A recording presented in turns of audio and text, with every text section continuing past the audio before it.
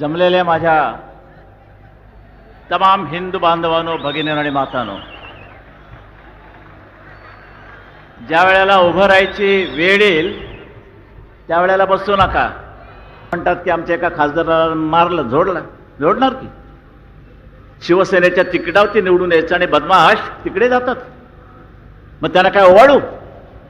आणि आता प्रश्न विचारला की समजा उद्या तुमच्या हातामध्ये सत्ता आली आणि तुमचे आमदार तिकडे गेले, तर मात्र आज तुम्हाला सांगतो सगळ्यांना, यापुढे एक आमदार तर शिवसेनेतनं फुटला तर मात्र कायद्याची पर्वा न करता त्याला रस्त्यात तुडवा.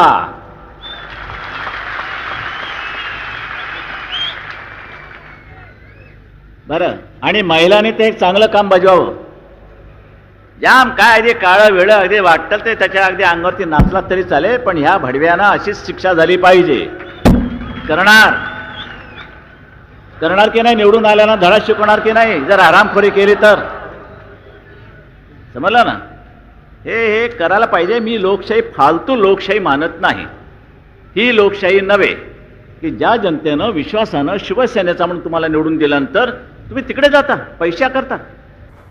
सारखा प्रचार चालू आहे ना, शिवसेना संपली, गर्दी हटली आहे का?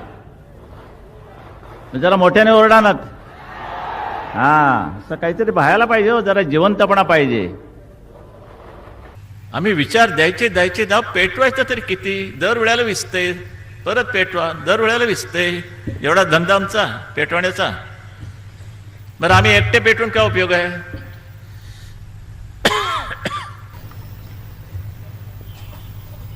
हिंदू विचारते याची मला शरम वाटते.